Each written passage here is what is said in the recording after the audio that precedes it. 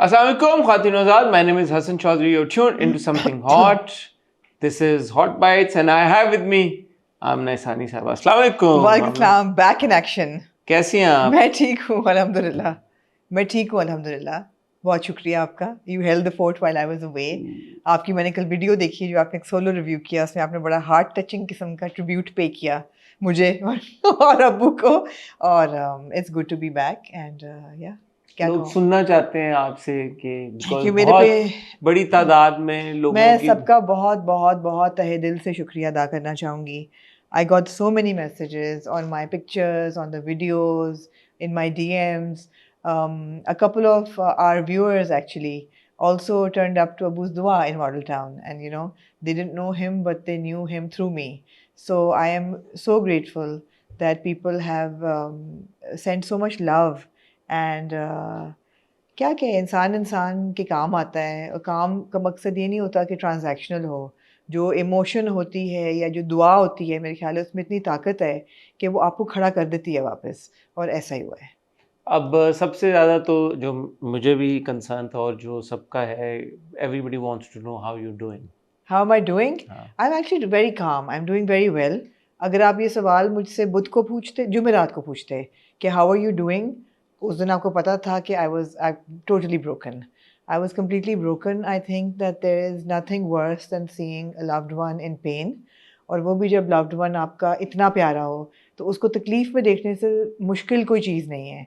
मगर मुझे हसन अभी लगता है जैसे बातें हैं सारी, पर मुझे अप्रैल से पता था कि अब्बू के पास वक्त नहीं है ज़्यादा। And this was even before he had stopped eating.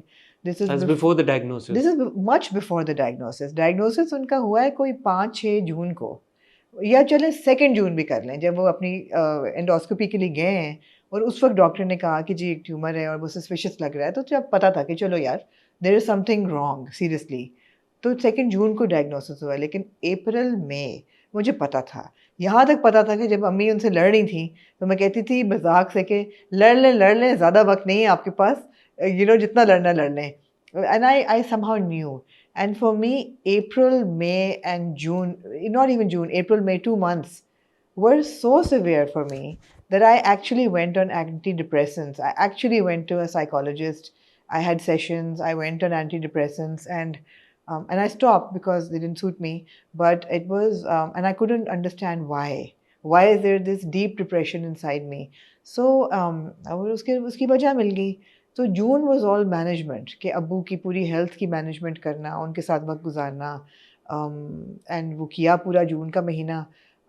मैंने पहले भी ये कहा था और अभी भी मैं कहूँगी कि I have incredible and immense gratitude, क्योंकि देखें हसन, जाना तो सबने है, कोई भी इमॉर्टल नहीं है, जाना सबने है। अबू was going to turn 86। I actually thought it make it to his birthday, but वो धोखा दे गए। लेकिन ये है कि जाना सबने है, और अगर कोई अपने वक्त पे चला जाए, अपने प्यारों के बीच में जाए और उनके साथ वक्त गुजार के जाए, तो मेरे ख्याल है इससे बेहतर कोई चीज़ नहीं है, और बगैर सफरिंग के जाए। सफरिंग अब्बू के अल्हम्दुलिल्लाह बहुत कम थी, और या कम से कम उन्होंने इजहार नहीं किया सफरिंग का। आखिरी 3-4 दिन थे जब स्टेंट डली, उसके बाद था कि मेरे से मैं बहुत वो ही वॉज़ वेरी अनकम्फर्टेबल, कि मुझे बहुत बेचैनी है। अब वो मौत की बेचैनी थी या बीमारी की बेचैनी थी, लेकिन वो कैंसर की बेचैनी नहीं थी। सो वो अल्हम्दुलिल्लाह उनकी वो नौबत ही नहीं आई। बल्कि जब उनका डायग्नोसिस हुआ कि अबू had, for everybody who wants to know, he had a tumour in his stomach that had actually not gone beyond the stomach, लेकिन उनके कुछ लिम्फ नोड्स भी अफेक्टेड थे, उनकी एसोफेगस थिकन हो चुकी थी पूरी। किसने कहा ओह ये तो जो है ना, इसका तो बड़ा आगे तो बड़ा मुश्किल होता जाएगा, ये तो इसकी आखिरी स्टेज जो है ना, तो खून की उल्टियाँ होने को आती हैं। तो मैंने कहा यार, दिल में सोचा कि do I need to know this right now? I mean it's actually I my father just been diagnosed with advance stage stomach cancer, and the doctor said you have 3 to 4 months। so do I need to know कि 3 to 4 months अब ऐसे कटेंगे? कि पहले वो क्योंकि aggressive था, बहुत terribly aggressive type of cancer, वो पहले लिम्फ नोड्स में जाएगा, फिर वो ऑर्गन्स में जाएगा, फिर पेट में दर्द शुरू होगी कैंसर की, फिर लिवर फेलियर होगा, फिर किडनी फेल होंगी, फिर जब वो हड्डियों में जाएगा ना, वो जो दर्द होती है ना, वो मॉर्फिन से भी नहीं हटती। तो मैंने उनको सिर्फ एक जवाब दिया, मैंने कहा जी अब्बू की वो नौबत नहीं आएगी। मुझे इतना कोई ईमान था कि अब्बू की वो स्टेज नहीं आएगी, और शायद ये टॉल क्लेम्स लगती हैं कि nobody knows, but it's faith, right? And we believe in blind faith. और वो blind faith था मुझे कि अब्बू की वो नौबत नहीं आएगी कि उनको खून की उल्टियाँ आए और ये, मैंने कहा उनकी वो नौबत नहीं आएगी. मगर while I thank you everybody for condolences and for remembering Abu in such a good way. His students came and he had been doing things and he had relationships, mentoring students, supporting them in every way that we didn't even know. और वो अब ऐसा ऐसा ऐसा पता चल रही है. He was a great man. He was like he was an icon, and I'm so proud that he's left that legacy with us. But I want to take a moment to bash the health system here, the healthcare system, because it was so bad. It was so bad that अब्बू का जो आखिरी message आया मुझे और कामरान भाई को, perfectly worded message somewhere in the morning, and he said that I want you to know I'm in excruciating pain and I'm in agony after this procedure that they have done, and this is nothing but criminal negligence by the hospital, and I want you to go and ask them why this has happened. And I want to address National Hospital right now and anybody who is affiliated with National Hospital that you have a terrible, terrible system. You have an absolutely terrible system. Your doctors may be competent, they possibly are competent, but your healthcare system is a disaster. It is not meant to treat patients. आपका oncologist है, अब मैं थोड़ा सा वक्त लूँगी to just tell. oncologist के पास जी हम गए पेट स्कैन के बाद. पेट स्कैन में जी पता चला जी ठीक है malignancy है, यहाँ सेल्स लाइट अप हो रहे हैं, लिम्फ नोड भी लाइट अप हो रहे हैं, oncologist के पास जाएं. चले गए. अब अबू ने महीने से खा नहीं पा रहे थे बिकॉज वो ट्यूमर था, वो खाना मुश्किल हो रहा था, नौजिया था, वो कमज़ोर हो गए थे बहुत. उनको मैंने कहा जी डॉक्टर साहब कैन यू टेल मी कि इनको नरिशमेंट कैसे देनी है, पानी कैसे देना है, इनको खाना कैसे खिलाना है ताकि उनमें कोई ताकत आए. उसके बाद उन्होंने मुझे कहा कि बीबी आप और मैं एक वेवलेंथ पे नहीं है. मैं कहा जी.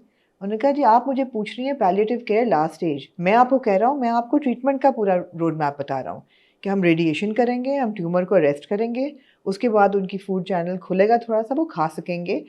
ना हुआ फिर अगला स्टेप ये है, फिर अगला स्टेप ये है. Okay sound hopeful right, that okay ठीक है कैंसर का क्योर नहीं है लेकिन मैनेजमेंट उसकी है. ठीक है जी.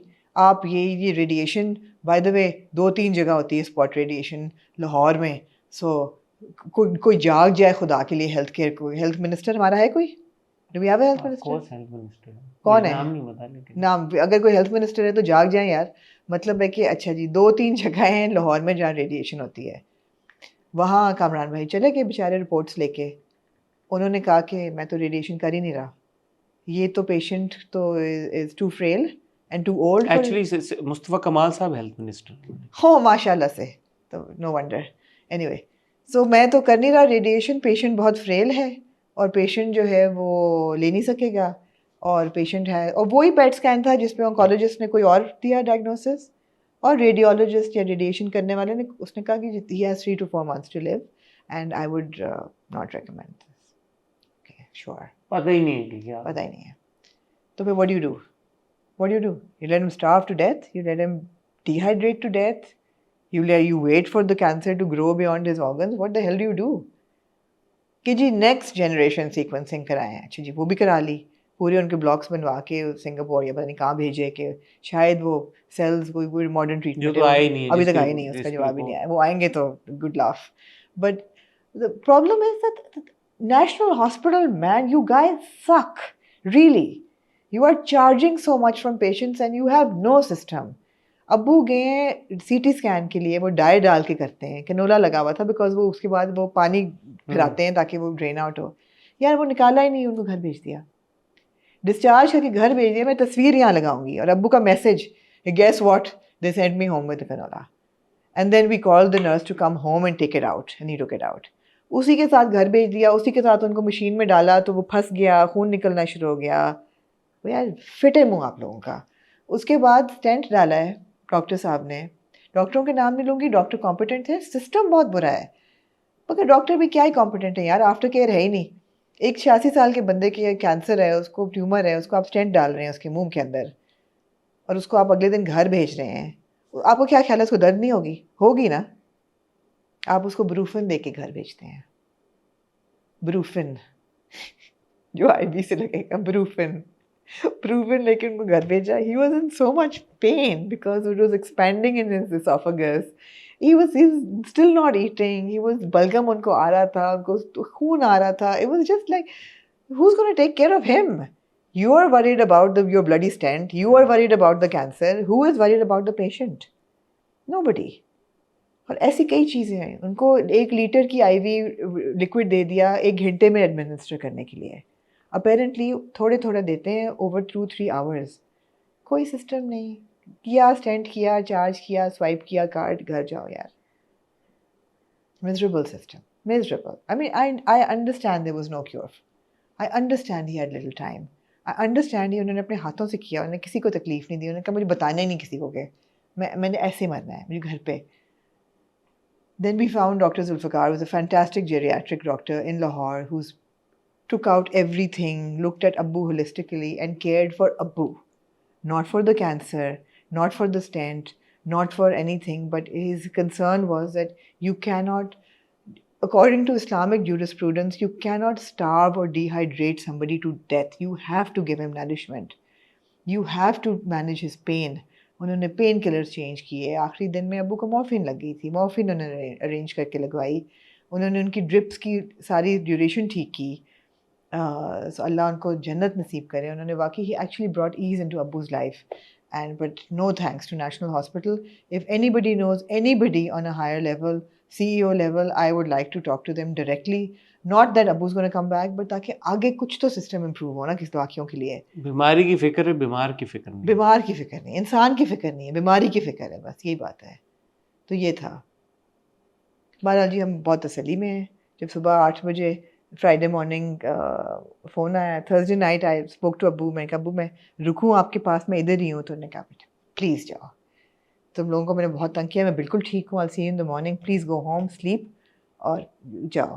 ही didn't like people crowding around him. तो मैं रीना बाजी की I which like 5 minutes away. सुबह रात को मैं पढ़ती रही उनके लिए. मैं आयत करीमा पढ़ रही थी. उनकी बीमारी से पहले मैंने शुरू कर दी थी आयत करीमा भी और नफल भी अपने. तो मैंने सुबह सुबह आबिद का फ़ोन आया, उनका अटेंडेंट है. उसने कहा जी इज़ वॉमिटेड, बिकॉज थिनर भी लग गए थे, डीवीटी भी हो गई थी. उन्होंने कहा इज़ वॉमिटेड और पल्स बहुत लो आ रही है बाजी. तो मैं 1122 मैंने कहा फ़ौरन फ़ोन करो, मैं पहुंच रही हूँ. I kid you not Hasan, मैंने उस वक्त अल्लाह से अल्हम्दुलिल्लाह, that was my first word. I said अल्हम्दुलिल्लाह. और मैंने अल्लाह में से कहा अल्लाह मियाँ लटकाना नहीं, सुकून से ले जाना, don't put him in more pain. And when we went home and you know Mohsin भाई ने भेजा इन्नलिल्लाह का मैसेज. मैं दोबारा मैं कहा अल्हम्दुलिल्लाह. मैंने 2 नफल शुक्राने के पढ़े कि Abu was not in pen any more. And that's it. Loss है, मगर ये है कि ये स्ट्रेंज है कि यू हैव टू से अल्हम्दुलिल्लाह on the passing of a dear one. But I think you should, because you returning to your creator. It's not a passing. He's gone into a permanent life. And according to my mother, she came to him 2 days ago and she said, Shaukat तुम पता ना तुम कहाँ जा रहे हो. मैंने कहा पता है. कहते तुम्हें तो बड़े ख्वाब आते हैं, तुम्हें ख्वाब नहीं कोई आ रहा. कहता आया है, बड़ी अच्छा ख्वाब आया है. कहता अच्छा ही होगा आगे, जन्नत जा रहे हो, सी यू देयर. मैंने कहा यार hold on a bit, see you there is fine. कहते नहीं हम आगे पीछे जाएंगे और तुम लोगों ने मेरी कब्र नहीं कराई. मैंने कहा यार अभी हौसला करें. अच्छा आंटी फुल जोन में है. वो अगले बारिश हो रही, उन्होंने कहा प्लीज सब चले जाओ, मैं कब्रिस्तान अकेले जाऊंगी. उन्होंने व्हील चेयर के साथ अपने ड्राइवर के साथ वो गई अपने स्नीकर्स पहन के. उन्होंने कहा मेरी कब्र क्यों नहीं कराई साथ. मैंने कहा यार होल्ड ऑन अ सेकंड, ये मत करें and let us process this first and then आपका भी सेंड ऑफ कर देंगे जब वक्त आएगा. तो हौसला करें.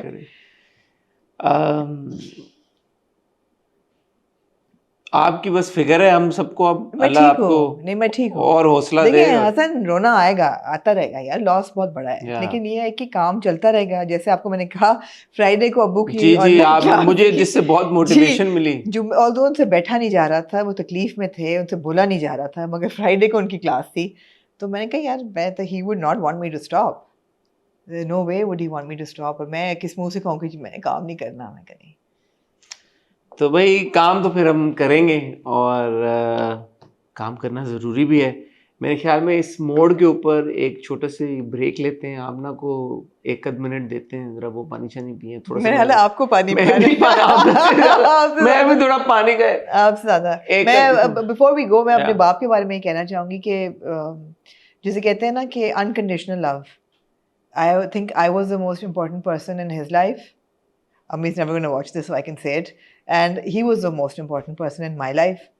And वो कहते हैं ना कि माँ के पेट में आप 9 महीने रहते हैं. मुझे ऐसा लगता है मैं अपने बाप के पेट में 50 साल रही हूँ. So yeah, I've been great father. तो इस मोड़ पे एक छोटी सी ब्रेक लेते हैं. Now we'll take a break. और आपको मिलते हैं एक छोटी सी ब्रेक के बाद.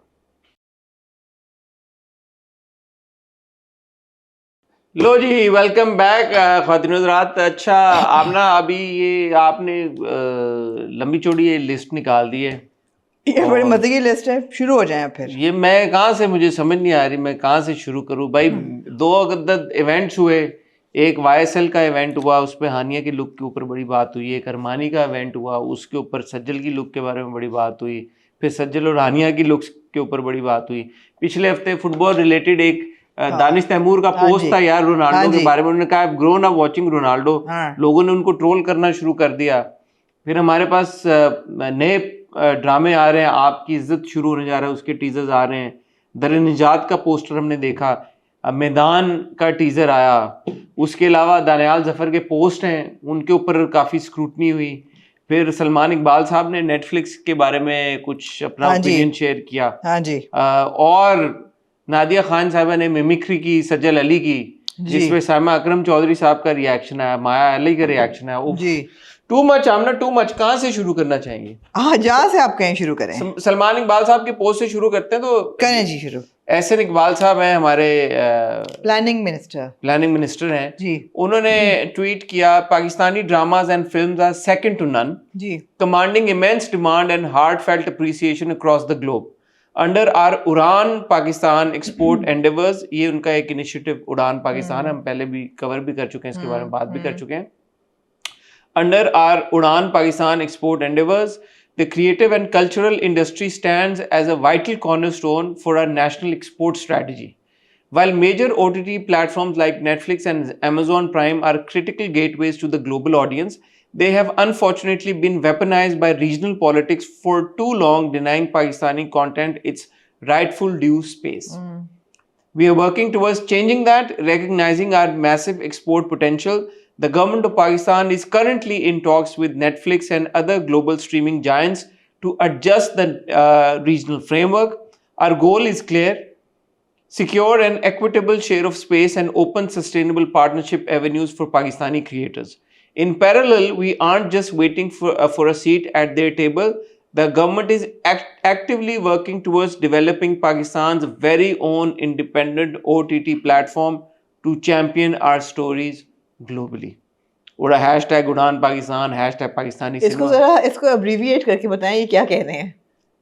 आप समझें कि आज मुझे आधी चीजें समझ आ रही हैं. बाब इसको इसकी समरी, तो मैंने आपको अंग्रेजी तो आती है. हाँ, इसको उन्होंने कहा भाई कि उर्दू में बताया, पाकिस्तान जो है बड़ा जबरदस्त कंटेंट बनाता है, ठीक है, लेकिन अनफॉर्चुनेटली पाकिस्तानी कंटेंट जो ग्लोबल जायंट्स हैं आपके नेटफ्लिक्स, अमेज़न प्राइम, वहां तक हमारी रसाई नहीं हो पा रही. रीजनल पॉलिटिक्स, ठीक है. ये हम पहले भी बात कर चुके हैं, भी इंटरव्यूज में कह चुके हैं. नेटफ्लिक्स का बड़ा जो ये साउथ एशिया वाला नेटफ्लिक्स है, वो इंडिया उसको रन करता है, और वो रीजनल पॉलिटिक्स और ग्लोबल रीजनल पॉलिटिक्स की वजह से पाकिस्तान को मौका नहीं मिलता. मैंने जो सुना था, जो बच्चे हैं संग समेट लो does not fall under the South Asian, it's under the Middle East. Yeah. तो इस वजह से शायद उसको इतनी मगर वो भी मीसा है region, Middle East South Asia. MENA नहीं है? मीना है मेरे ख्याल में मीना है. एनीवे हाँ, बट तो वो फर्क साउथ एशिया से तो फर्क ही होगा ना. हाँ, तो अब वो एग्जैक्टली क्या सिनेरियो है, इसकी निटी-ग्रिटीज टेक्निकलिटीज क्या है, वो हमें नहीं पता जी. लेकिन उन्होंने कहा यार कि हम गवर्नमेंट पाकिस्तान जो है अब नेटफ्लिक्स के साथ बात कर रही है, और हम चाहते हैं कि हम उनके साथ एक्विटेबल एक बेसिस के ऊपर इक्वल तरीके के साथ हम अपना कंटेंट शेयर करें. बट मीनवाइल जब तक नेटफ्लिक्स की टेबल पे हमें जगह मिल नहीं जाती, हम बैठे हुए नहीं है. पाकिस्तान अपना OTT प्लेटफॉर्म करने की तैयारियों में, अपना OTT प्लेटफॉर्म लॉन्च करने की तैयारियों में. ठीक है, इनकी जब आई ट्वीट तो सलमान इकबाल साहब ने इसका फिर जवाब दिया. सलमान इकबाल साहब आप सबको पता है ARY डिजिटल के ओनर हैं, उन्होंने और बहुत सारी चीज़ों के ओनर हैं amongst ARY digital age well. उन्होंने कहा respectfully sir, instead of relying on others, we need a homegrown OTT platform. We have the tech and creative skills to build it. Pakistani content already rules hearts globally. We have worked very hard to bring our content into millions of homes, both in Pakistan and across the world. We at ARY Digital have been approached by Netflix to give them content and we have refused. With a 1 billion plus audience understanding Urdu, the language of love and poetry, let's make Made in Pakistan global. Like we have reached homes with our content, let's use this content to reach homes with our Made in Pakistan technology. Hashtag homegrown, hashtag Made in Pakistan, hashtag ARY plus. मुझे जो सलमान इकबाल साहब की बात समझ आई है वो ये कह रहे हैं कि भाई नेटफ्लिक्स अमेजोन को छोड़ें, हम इतना ज़बरदस्त कंटेंट क्रिएट कर रहे हैं और जो ऑलरेडी इतने वाइडली लोग पसंद भी कर रहे हैं, रीच भी कर रहे हैं उनको, तो हमें नेटफ्लिक्स पे रिलाई करने की या अमेजोन पे रिलाई करने की जरूरत ही नहीं है। अपना OTT प्लेटफॉर्म बनाएं और उसी पे फोकस करें। कैसे आप देखती हैं इन दो ओपिनियंस को? ये तो उन्होंने भी कहा है, एहसन इकबाल साहब ने भी, जी, उन्होंने कहा कि the government actively working towards developing Pakistan's very own independent OTT platform to champion our stories globally. आप क्या प्रेफर करेंगी कि पाकिस्तानी कंटेंट नेटफ्लिक्स पे जाए, अमेजोन पे जाए, या आप ये कहेंगे कि यार हम अपना करें अपने? क्योंकि देखें ना, नेटफ्लिक्स और जो है प्राइम या कोई भी और OTT प्लेटफॉर्म होगा, आप उनकी मर्जी का कंटेंट बनाएंगे। जैसे मेरा एक इतराज रहा है Z5 के ऊपर, जो पाकिस्तानी कंटेंट गया है वो Z5 की मर्जी का बना है। अब Z5 जो देखेगा वो अपने पैरामीटर्स अपनी ऑडियंस को देखेगा। अगर उनकी ऑडियंस को एक तरह का कंटेंट चाहिए तो वो आपसे एक्सपेक्ट करेंगे आप कंटेंट बनाए ही उस तरह का। लेकिन अगर आप पाकिस्तानी OTT प्लेटफॉर्म क्रिएट करेंगे तो फिर आप अपनी वैल्यूज, अपने हिसाब का, अपनी मर्जी का कंटेंट बनाएंगे। मेरे ख्याल है आइदर और सिचुएशन नहीं है। मेरा ये दिल चाहेगा कि पाकिस्तान नेटफ्लिक्स के लिए फॉर एग्जांपल ओरिजिनल कंटेंट बनाए, और जो पाकिस्तान का स्ट्रेंथ है फैमिली ड्रामा, और जिस तरीके से बनाया जाता है कि कहानी पे जोर होता है, एक मॉडेस्ट रिलेशनशिप पे जोर होता है, उस तरह ही बनाया जाए। जो आपका USP है, जो आपकी फैमिली रिलेशनशिप्स आपकी जो कल्चरल नॉर्म्स हैं उसी पे बनाया जाए। लेकिन जो आपको फ़ायदा होगा नेटफ्लिक्स के लिए कंटेंट बनाने में, आपकी जो टेक्नोलॉजी की एक एडवांसमेंट होगी, जो आपकी लर्निंग्स होंगी, वो आपको सिर्फ अपने कंटेंट बनाने से नहीं होंगी। जो आप technical I think is the strongest aspect.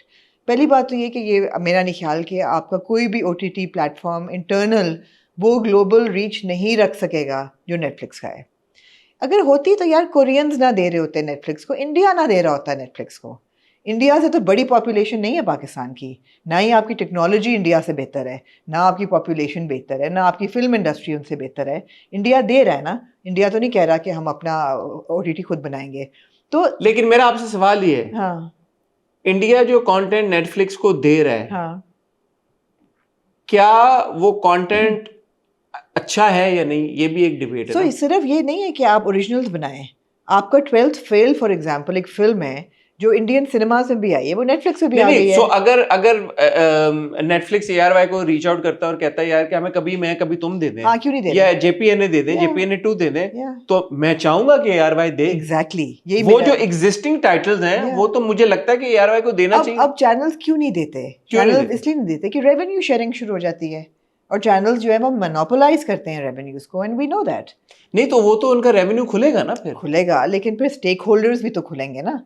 नहीं तो जो जितने अभी जैसे अगर हम फ्रेंड्स देखते हैं या ऑफिस देखते हैं, वो एक सर्टेन टाइम के लिए आप लाइसेंस करके देते हैं उनको। ओ भाई, फ्रेंड्स जो 20 साल पुराना है, उसके एक सीन में भी जो कोई आया उसको रॉयल्टी मिलती है। यहाँ पे तो रॉयल्टी का चक्कर ही नहीं है, तो who is going to benefit from that revenue? वो एक कम्प्लीटली और कहानी खुल जाएगी कि आपका अब नेटफ्लिक्स का रेवेन्यू जो है, आप यूट्यूब का तो रेवेन्यू फॉर्मलाइज कर नहीं सके, उसको लीगलाइज कर नहीं सके, अब आप नेटफ्लिक्स पे चले गए हैं। तो आप नेटफ्लिक्स पे हमने I think Humsafar was there, मेरे ख्याल है कि हमसफर था नहीं नेटफ्लिक्स पे एक टाइम पे, मेरे ख्याल है जिंदगी गुलजार भी था, थोड़ी जिंदगी गुलजार भी था। तो हम टीवी के कुछ प्रोजेक्ट थे नेटफ्लिक्स पे, which is why I guess they were in talks with them. But the thing is that there is no harm, it is a bigger market, it is a more technically advanced market, it is a more sophisticated market. उसको देने में क्या हर्ज है? उसमें हर्ज ये है कि स्टेक होल्डर्स बढ़ेंगे, रेवेन्यूज जो है वो शेयरिंग पे आ जाएंगे, ऑल ऑफ दैट। सो मेरे ख्याल है ज़रूरी है। अच्छा, मेरा ख्याल है ये प्रॉब्लम नहीं है, क्योंकि अगर आप बिजनेस पॉइंट ऑफ व्यू से देखें तो वो तो एक प्रॉफिटेबल चीज होगी, क्योंकि नेटफ्लिक्स आपको, जहाँ तक मुझे पता है और जहाँ तक मैंने सुना था आज से 5 साल पहले, Netflix paid peanuts for a जिंदगी गुलजार और हम सफर। तो वो क्यों दें फिर? सही बात है, एग्जैक्टली। तो क्यों दें फिर तो नेटफ्लिक्स क्यों को? दें? तो वो क्योंकि peanuts- देखें यूट्यूब पे अवेलेबल, आप अगर आप नेटफ्लिक्स और यूट्यूब का मवाजना करेंगे तो मेरे ख्याल में नेटफ्लिक्स की इतनी रीच नहीं है जितनी यूट्यूब की रीच है। यूट्यूब की बहुत ज्यादा रीच है, हमारे ड्रामे यूट्यूब के ऊपर हैं, तो आपकी जो एक्सेस है वो यूट्यूब के थ्रू, हमारे ड्रामों की एक्सेस तो है ही हर जगह पे। लेकिन मैं चाहूंगी कि मेरा हमारे सवाल ये है कि मैं जिस पर्सपेक्टिव से देखता हूँ, शायद सलमान इकबाल साहब भी इसी बात से बात के कर रहे हैं, कि जब आप नेटफ्लिक्स के साथ इस अरेंजमेंट या इस एग्रीमेंट में आ जाते हैं, फिर आप जो कंटेंट क्रिएट कर रहे हैं फिर आप वो तो नहीं क्रिएट कर पाएंगे ना। क्यों हसन, आप देखिए, आप ना, अगर आप आप ये ना सोचें, देखिए या हम टीवी पे सुने जाएंगे, सुने, आप ये ना सोचें कि आप कंटेंट उनके मुताबिक बनाएंगे। आप ये सोचें, हमने देखी ना Z5 के सामने एग्जांपल, आप ये देखें कि जो लोग वो कंटेंट बनाना चाहते हैं उनको मौका मिलेगा बनाने का। आप कंटेंट की का बनना क्यों रोक रहे हैं? नहीं टेलीविजन तो वो वैसे क्यों नहीं बना सकते? बना ही तो रहे हैं नहीं लोग। चलेगा ना वो आपके टीवी पे, अगर कोई भी जरा से तो रिस्क, इसीलिए OTT प्लेटफॉर्म बन रहा है ना। इसीलिए नहीं, उस पर भी आपके रिस्के, जो आपके कुछ टॉपिक्स थीम्स ऐसे होते हैं, टॉपिक्स ऐसे होते हैं जिस पे आपका टेलीविजन नहीं टैकल करता, बिकॉज आपकी ऑडियंस एक है। यार देखें, आप जैसे यार उन्होंने आपकी सतलज बनाई अभी, हाँ, अब वो चाहे नेटफ्लिक्स पे चले, जिधर भी चले, आ गई ना आवाजें वहां पे। तो इसी तरह अगर पाकिस्तान से भी आप कोई ऐसा कंटेंट बनाते हैं जो रिस्के है या ऐसी थीम्स के इसके ऊपर भी है, छोड़ दें, आपका आपकी ऑडियंस, चले ऐसी कोई थॉट को चैलेंज कर रहा है, तो ऑडियंस शोर तो फिर भी मचाएगी। जब आपकी ऑडियंस डाइवर्सिफाई होती है तो फिर आपका कंटेंट भी डाइवर्सिफाई होता है। It is just a method of expansion, why stop it? बहरहाल इट्स ग्रोथ। इसकी बॉटम लाइन ये है कि ये कुछ ना कुछ होना लाजमी है। जो एग्जिस्टिंग हमारा फ्रेमवर्क और एग्जिस्टिंग मॉडल है, इसमें बेहतरी आने की अशद ज़रूरत है। मेरे ख्याल में ये जो हम ड्रामे बनाते हैं, टीवी पे चलते हैं, यूट्यूब पे चलते हैं, ये थोड़ा सा अब सैचुरेट होना शुरू हो गई है स्पेस। जब तक हम OTT की तरफ जाएंगे नहीं, चाहे वो नेटफ्लिक्स की फॉर्म में हो, चाहे अपने होम ग्रोन OTT प्लेटफॉर्म की फॉर्म में हो, हमारा वो जो क्रिएटिव ब्लॉक है वो हटेगा नहीं। और वो तभी हटेगा जब आप एक नई जनरेशन को, नए राइटर्स को, नए डायरेक्टर्स को एक खुली छूट देंगे। अगेन, इसका खुली छूट देने का ये मतलब नहीं है कि यार आप गालियां देना शुरू कर दें कंटेंट में, या मतलब वल्गैरिटी दिखाना शुरू कर दें, जो लोगों के जहनों में एक बात आती है कि यार लेकिन अगर लोग दिखाना चाहते हैं तो क्यों ना दिखाएं? अगर कोई ये फिल्म बनाना चाहता है, अभी आपने खुद ही कहा ना कि जो हमारा कोर है, जो वो बनाना चाहते हैं वो बनाएं, अपने कोर पे और अपने स्ट्रेंथ पे प्ले करें। जो लोग बनाना चाहते हैं कोर रिलेटेड, लेकिन जो ब्रेक अवे आपके हैं लोग, वो भी बनाना चाहते हैं, उनको हम कौन होते हैं रोकने वाले? चलो ठीक है, ये तो एक सब्जेक्टिव मैटर है। Absolutely. हर एक की अपनी चॉइस है, किसको क्या पसंद है, किसने क्या देखना है, किसने क्या बनाना है। तो द इम्पोर्टेंट थिंग इज के एवेन्यूज। मुझे ऐसा लगता है कि इट्स ग्रोथ जो कि नहीं रुकनी चाहिए, एंड इट्स टेक्निकल लर्निंग, सबसे बड़ी चीज कि आपके जो है ना, आपका स्टैंडर्ड वो रेज होता है। स्पेशली अगर आप नेटफ्लिक्स जैसे प्लेटफॉर्म के साथ काम करेंगे, तो उनके एक पैरामीटर्स है ना सर्टेन। ये वही बात है। मैं आपको इसकी छोटी सी एक बेवकूफ़ सी एग्जांपल देती हूँ कि हम डेनिम क्रिएट करते हैं पाकिस्तान में बहुत ज़्यादा। अब आप ये कहेंगे जी हमारी तो इतनी आबादी है, तो हमारे मुल्क में ही जीन्स खरीदने वाले बहुत हैं, तो हम गैप को या अरमानी को या गुची को क्यों प्रोवाइड करें? आप तब इसलिए प्रोवाइड करते हैं कि एक तो रेवेन्यू बढ़ता है, दूसरी चीज़ आपकी एक्सपोर्ट बढ़ती है, तीसरी चीज़ आपका स्टैंडर्ड ऑफ मैन्युफैक्चरिंग बढ़ता है, आपके चेक्स एंड बैलेंसेस जो लगते हैं आप सीखते हैं उससे। एग्जैक्टली वही चीज़ है। नहीं ठीक है, रोकना नहीं चाहिए इसको, रुकना नहीं चाहिए। अच्छा, जब हम जहाँ पे कंटेंट की बात कर रहे हैं, तो इस हफ्ते अभी बॉम्बे टेलर्स तो ऑलरेडी शुरू हो गया है, तो उसके हम रिव्यू। अच्छा, शुरू हो गया है? हाँ, कब हुआ है? मंडे ट्यूसडे, सिर्फ शबाना को रिप्लेस किया। ओ, कैसा था पहले एपिसोड? देखेंगे आप? क्यों हमने देखनी है? नहीं देखना। हाँ हाँ, हम ड्रामे तो देखेंगे ना। हाँ, क्या हो तो हाँ, आपने देखा नहीं देखा? नहीं, अभी तो मैंने सिर्फ एक किस देखी है, एक मोहब्बत और की जो मुझे अच्छी लगी। तो हम उसके बारे में बात करेंगे, लेकिन कुछ नए टीजर्स आए। दरे निजात का एक पोस्टर आया जिसमें शहरियार मुनव्वर हैं, दो बहुत खूबसूरत लोग हैं, दुरेफिशा सलीम है पोस्टर में, और ड्रामे में वैसे नमीर भी हैं जो अभी हमें पोस्टर में नहीं नजर आए। इस ड्रामे को डायरेक्ट किया है साकिब खान ने और इसको लिखा है उमेरा अहमद साहिबा ने। कैसा लगा आपको पोस्टर? अच्छा लगा। मतलब पोस्टर देख के मैं क्या ही कह सकती हूँ यार, पोस्टर में पता लग जाता है कि यार मुझे ये दो लोग बहुत खूबसूरत लगे इस पोस्टर में। ये तो हैं खूबसूरत। हाँ, बस यही है, यही कहना चाहिए। इसके बारे में मजीद कुछ नहीं आप कहना चाहिए? नहीं, ये बात यार उमेरा अहमद का नाम है, सबसे बड़ी। साकिब बहुत अच्छे डायरेक्टर हैं, मेरे उनके प्रोजेक्ट्स को लेके सवाल जवाब चलते रहते हैं, बट हक की बात यह है कि जो कहानियां वो चुनते हैं उन कहानियों में कॉन्वर्सेशन का मार्जिन बहुत होता है। और उमैरा अहमद साहिबा का स्क्रिप्ट है, उमैरा अहमद साहिबा को हम सब बहुत मानते हैं, बहुत रिगार्ड करते हैं, one of the best writers we have in the country. और शहरियार और दुर्रे साथ में पहली बार आ रहे हैं। नमीर ने बड़ा ग्रो किया है पिछले, स्पेशली जो उनका एक और पाकीज़ा था उसके बाद से, तो we are excited for that. ये कब आ रहा है, एनी डेट? अभी आप कुछ नहीं हतमी तौर पे कह सकते, क्योंकि दूसरी तरफ आपके पास मिर्जा की हीर और डॉक्टर बहू हैं। अब जैसे जैसे ये 2 ड्रामे रैप अप होते जाएंगे वैसे वैसे आपको क्लियर होगा कि किस स्लॉट पे कौन सा ड्रामा आएगा। फिलहाल आपके पीछे एक छिपकली है। ठीक है यार, छिपकली निकल बहुत दूर है वैसे, लेकिन एकदम पेंटिंग के पीछे निकली है, इसको मर जाना चाहिए। इसके अलावा हमने एक आपकी इज्जत 2-3 नए टीजर्स देखे मैदान के। ओह अच्छा। जो कि फुटबॉल बेस्ड एक, क्या है फुटबॉल बेस्ड, क्या है? ड्रामा नहीं, बायोपिक नहीं, क्या? Telefilm. Oh okay. So Maidaan is a telefilm. Oh it's a telefilm. It's a telefilm. Okay. उसको रादेन शाह ने लिखा है। ओके। और उसको उज़मा ज़करिया ने डायरेक्ट किया है। हमारी बहुत अच्छी दोस्त हैं, हम पहले भी उज़मा के बारे में आपको वर्दा जो है वो उसकी एक लीड रोल में लग रही है मुझे। दनानीर हैं, वर्दा हैं, दनानीर भी हैं, रुमैसा हैं, मेहरबानो। मैं माजरत चाहूंगी, मैंने बहुत गौर से ट्रेलर देखा। नहीं, इसमें दनानीर हैं, मेहरबानो हैं, वर्दा हैं और रुमैसा हैं। ये 4 लड़कियां, चारों लड़कियों का ताल्लुक डिफरेंट इलाकों से है। So basically Lyari, the telefilm is essentially about women and women who play football. It centers around that. Rumesa is a character who's from Lyari. Varda is from Islamabad. Dananir from interior Sindh and Meherbano from Lahore. So different challenges women face from different regions, different cities, different areas. Is it and they come sorry, continue. And they come together to play football. To play football. Is it like a funded kind of a thing? No, I don't think so. I think तो मेरी अब्दुल्ला सेजा से बात हुई जो कि producer हैं इसके, तो मैंने कहा क्योंकि आई नो कि इसको बने हुए काफ़ी वक्त हो चुका है। अच्छा। तो ये अभी बिल्कुल रिसेंट नहीं बनी है फिल्म, इसको फिल्म को बने हुए कुछ वक्त गुजर चुका है। तो मैंने उनसे पूछा कि इसमें डिले की क्या वजह थी। आई थिंक अब्दुल्ला ने जब स्टोरी भी लगाई तो तब भी उन्होंने लिखा कि finally now is the right time, something along those line. तो फुटबॉल का क्योंकि वर्ल्ड कप चल रहा है आजकल, तो उसकी मुनासबत से दे थॉट के यार पहले उन्होंने इसलिए नहीं चलाई, वो वेट कर रहे थे कि फुटबॉल का जब वर्ल्ड कप आएगा और फुटबॉल सेंट्रिक एक फिल्म है, प्रोजेक्ट है, तो now will be a good time to release it. Right. It's not like ये अभी फौरन हुई है। फैसल कुरैशी भी है क्या? सोचो हंसी क्यों आ रही है? क्यों आ रही है? हंसी इसलिए आ रही है कि मेरी रील्स में ना कोई पुरानी पश्तो फिल्म के फुटबॉल खेलती हुई हीरो हीरोइन, तो लोगों ने कहा this is our official FIFA song. Oh my God, it was so obscene. Anyway, हां, फैसल कुरैशी भी हैं who's playing their coach.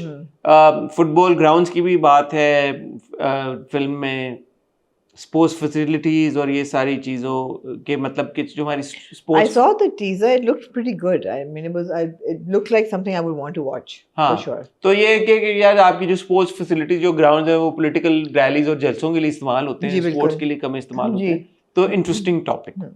तो shout out to Abdullah Seja at I dreams कि इस तरह की चीजें वो करते रहते हैं बीच में। मैं उनको अप्रिशिएट करना चाहूंगी कि वो बहुत एक्सपेरिमेंटल हैं और ये डरते नहीं कि कोई चीज चलेगी कि नहीं चलेगी। बहुत एक्सपेरिमेंटल है, कभी-कभी मुझे लगता है ज्यादा एक्सपेरिमेंटल है, लेकिन ये अच्छी चीज है। Because he is young and he's dynamic and he wants to do new things which sometimes work, sometimes they don't work, but that's okay. He keeps pushing the bar because I was talking to him and I realized कि he did Saream, he did Sare-Ra ना जो series थी, mini series हमने देखी थी।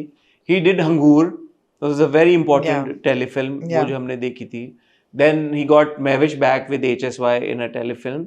अभी अगर आप मिर्जा की हीर को देखें तो ठीक है, उन्होंने एक अलग सोच के तहत किया, बीच में शरपसंद किया। मैंने वो कहा ना, sometimes it works, sometimes it doesn't, but he keeps trying. The important thing is that he keeps trying something new. Absolutely. He keeps pushing the content ahead and forward, which is a good trait to have in a producer. Writer director कौन है इस telefilm का? मैंने आप जैसे बताया, रादेन शाह इसके writer हैं और उज़मा ज़करिया ने इसको डायरेक्ट किया है। राइट। आपकी इज्जत again a script bye Umera मेरा अहमद जी। और इसको सैफी भाई ने, सैफी जी, हसन ने सैफी डायरेक्ट हसन किया ने है। इसको। इसमें हम देखेंगे after a break Urwa Hussain alongside Ahsan Khan, और साथ साथ हम देखने जा रहे हैं तमाशा सीजन 4 के विनर सैफ अली खान। लेकिन एक और जो बंदा बहुत लाजमी इसमें जो है, हमारी जान है जी जी, और शान और है, जी हमारे पाकिस्तान की दिलों पहचान है, सानिया सईद साहबा, जी बिल्कुल। जो ना सिर्फ वहां पे हैं बल्कि बॉम्बे टेलर्स में भी हैं। अच्छा तो आई उसमें एम भी है। वेरी हैप्पी कि हाँ। सानिया जी जो हैं अब हमारी टेलीविजन जिंदगी में वापस आ गई वापस हैं। आ गई और हाँ। हमें नजर आएंगी। आपने देखा इसका? मैंने देखा और मुझे बड़ा इंटरेस्टिंग लगे। एक तो मुझे ये लगा कि इट वाज कहीं कहीं मुझे आ रहा था जैसे कि शायद इट्स अ पीरियड प्ले के जरा से शायद कहीं कहीं आ रहा था कि नहीं भी है। I think there is a time lapse. Time lapse आपने लगा। देखा कि शादी हाँ, होती है हाँ, एहसन हाँ। और उर्वा की, ताबिश और बीना मीना बीना बीना, ताबिश और बीना। बीना की शादी हुई है, हाँ। और बहुत जोरू का गुलाम टाइप और बहुत प्यार और है नहीं जोड़ू का गुलाम बिल्कुल भी, लेकिन माँ जो है वो, लेकिन नहीं प्यार दिखाने की कोशिश कर रहा है जो माँ को अच्छा नहीं माँ लगता। को नहीं अच्छा। प्यारी तेरी सोच हाँ तो वो तो एक टीजर था आपने देखा कि जो आपका सैफ है वो गाना गा रहा है। जम जम कली तो चमतद जाना आई थिंक उसने खुद ही साउंड ट्रैक हाँ, गाया, तो उसने वेरी खुद ही गुड गाया। Very good. एंड और फिर तीसरा जो देखा उसमें हाँ। उर्वा और सैफ साथ में ट्रेन में, और वो पूछता है ये कौन है, वो कहता है मेरी बीवी है। है या ये औरत कौन है? मेरी बीवी है। और फिर उसके एंड में एसन सेज के कुछ भी कर लो, छुरी से मार लो, हाँ। गोली मार लो, जो भी कर लो। तो मैं तो बहुत इंटरेस्टेड हूँ इसमें। तो वो कहानी आई वाज लाइक तो okay what's happening, and essence you know is a fantastic actor. उसमें no भी doubt. जो कुछ सीन्स हैं, तिजोरी खोलने की एक जगह आंसू गिर रहा है, and you no you like अच्छा यार ये ताबिश जो हमने देखा था बहुत ही लवी डवी सा, हाँ, वो इसमें कैसे आ गया। हाँ। जो बड़ा पिवटल डायलॉग था कि औरतें जो होती हैं वो घर की इज्जत होती हैं और घर का सब कुछ होती है। तो मुआशरा औरत की इज्जत पे खड़ा है। And you no interesting, very interesting. और ऑफ कोर्स जो नाम लिखाई के साथ जुड़ा हुआ है उसको आप हल्का नहीं ले सकते। ले ही नहीं सकते। सबसे बड़ी बात है कि उमेरा अहमद की राइटिंग को आप हल्का नहीं ले सकते। कोई ना कोई इसका मकसद होगा इस कहानी का, ये बिला मकसद एक बेकार कहानी नहीं होगी। और मुझे देख के उसको बहुत इंट्रीग हुई है। ये कब से शुरू हो रहा है? फ्राइडे 17 ये से। अभी शुरू हो रहा है, 17 ये से। रिप्लेस कर रहा है विंटर लव को। हाँ ठीक है। ये बड़ी खुशी होती है मुझे कि किसी ऐसे ड्रामे को रिप्लेस करें जो हम नहीं देख रहे थे। तो ये उस स्लॉट में Slot हमारे खुल पास जाता है। हाँ स्लॉट खुल जाता है। जबरदस्त। अच्छा जी, अब डैनी जी के पोस्ट है, नादिया खान की मिमिक्री है, दानिश के पोस्ट की तरफ चलते हैं यार। दानिश ने एक पोस्ट लगाई, जी वो फुटबॉल के फैन है दानिश तैमूर, उनको बहुत पसंद है जी। उन्होंने लिखा I don't think I ever find the right words for this, I started watching football because of you, I grew up with your matches, celebrated your goals like they were my own and felt every defeat as if it belong to me. आगे बहुत लंबा उनका caption है, लेकिन लोगों ने उनकी इस लाइन को पकड़ लिया, I grew up with your matches का। और उन्होंने कहा कि दानिश तैमूर खुद 43 सालों के 43, और रोनाल्डो जो है वो 41 इयर्स का है। तो हाउ इज इट कि Danish Taimoor grew up with Ronaldo. तो फिर दानिश ने इस पे बहुत ट्रोलिंग हुई, बहुत, Danish was trending on x. तो दानिश ने एक और पोस्ट लगाई, जो पिछली पोस्ट थी बाय द वे रोनाल्डो को फेयरवेल करने की, उसमें उन्होंने गाना चुना, अच्छा चलता हूँ दुआओं में याद रखना। और जो अगला उन्होंने पोस्ट लगाया एज ए क्लैरिफिकेशन, उसमें उन्होंने गाना चुना I don't give a dam. Okay. और इसमें उन्होंने लिखा आई ग्रू अप ब्रैकेट में from my 20s to my 40s, 43 right now अल्हम्दुलिल्लाह, watching Ronaldo's career, didn't know I had to explain what grew up means, ha ha ha ha ha, some of you are fighting grammar harder than your team fights in knockout games, and yes he is still the GOAT period। क्या कहना चाहेंगे आप? यार सही कह रहे हैं, दानिश ठीक कह रहे हैं। जब एक इंसान ये कह रहा है कि I grew up watching this person, you could be the same age and you just growing up, You're both growing up. you're both growing up, yeah. What's wrong with that? What's wrong with that? I actually didn't understand No, that. so why are people making fun of him? He's not saying that, you know, जब मैं छोटा था तो मैं उनको बड़ा देखता था। He's saying नहीं, we लेकिन grew up. मैंने इसकी मैथ की। रोनाल्डो ने जब शुरू किया तो रोनाल्डो 17 साल का था, हाँ ठीक है, दानिश तो 19 साल के थे। ठीक है। तो आप अगर करियर वाकई में, as a football fan, if he started following Ronaldo when he was 19, 20, 21, he did grow up. Yeah, so what's so wrong with that? yeah. इसमें इतना इसको डिकोड और बिल्कुल वो करने नहीं, की क्या, बिला वजह की जैसे तनकीद अक्सर जो होता है है। आप मैंने रैम्बो साहब को ऐसे ही बोलते, मैंने कहा Rambo I grown up watching you your film. लोगों को लगता है हमें बुढ़ा हाँ कर तो दिया वो है। गए यार अब क्या बात कर रहे हो आप, तो अपने बाल काले करते हैं। और मैंने कहा नहीं सर, मैं ये मतलब थोड़ी था कि आप छोटे थे उस वक्त, हाँ। बट आपकी मेमोरी होती है, यू आर अ टीनेजर और a young guy and you watched an actor, so you say कि you grew up watching. Can't you grow up watching somebody your own age? Of course you can. You can ना, Yeah. so what's the big deal? मगर एक perception ये है ना कि किसी को कहेंगे कि we grew up watching you का मतलब है कि आप हमसे बहुत बड़े हैं और हम छोटे हैं, मतलब ये नहीं है। ये गलत परसेप्शन, गलत है, तो उन्होंने सही कहा कि ग्रामर अपनी ठीक इस करना है। परसेप्शन को चेंज। मेरा पॉइंट ऑफ व्यू पता है क्या इस पूरी बात की, जिस वक्त ये सारी ट्रोलिंग और ये सारी बात हो रही थी इस एक बहुत ही फ्रिवलस किस्म की बात के ऊपर जिसका कोई सर पैर नहीं है और ये ट्रोलिंग बनती भी नहीं है, उसी वक्त हमराही में ये पूरा सारा सिनेरियो अनफोल्ड हुआ था। तो अगर आवाज उठानी चाहिए थी तो इस बात पे उठानी चाहिए थी कि भाई दानिश तैमूर एक ऐसा कैरेक्टर प्ले कर रहे हैं स्क्रीन के ऊपर जो ये कह रहा है जाके एक बंदे को कि तुम रेप विक्टिम जिसका तुमने रेप किया उससे जाके शादी कर लो। मिसप्लेस्ड हमारा है ना एंगर, मतलब साइमल्टेनियसली ये हुई दोनों चीजें जी। आई वाज लाइक इतने फोकस्ड हैं इस चीज के ऊपर कि यार उम्र उसकी कितनी है, उसने ये कह दिया, अजीब मतलब अजीब। हम लोग हाँ, मुझे नहीं समझ आती कि आउटरीच करने का भी क्या है तरीकेकार और क्या सिस्टम और क्या चीजें हैं। तो मेरा ये ज्यादा मुझे उस नहीं, बात उसमें उनके बयान में कोई ऐसी चीज कोई मुझे नहीं लगा कि कोई ऐसे बुरी बात या बड़ी बात थी। लो जी, तो फिर एक पोस्ट से दूसरी पोस्ट की तरफ चलते हैं। जरूर आए, चलिए। दानियाल जफर आजकल सरबुलंद का किरदार। अच्छा, दानियाल जफर, माजरत चाहूंगी, इनकी पोस्ट मैंने बिल्कुल नहीं मैं देख पाई। मैं आपको बताता हूँ कि क्या हो रहा है। सो दानियाल का की एक हैबिट है कि हर एपिसोड के बाद ऑफ ये जो आपका है जंजीरें वो एक पोस्ट डालते हैं, उसमें वो एक डियर डायरी टाइप नोट लिखते हैं। ठीक है।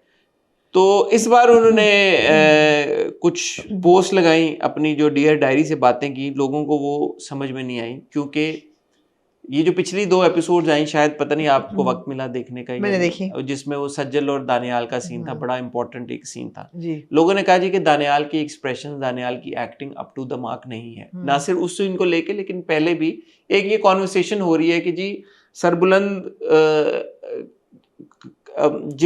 जिन मुश्किलात से गुजरा है, जो ट्रॉमा उसने फेस किया, उसको एक्सप्रेस या इमोट सही तरह से वो नहीं कर रहा, और वो सब कह रहे हैं कि जी ये फॉल्ट दानियाल का है।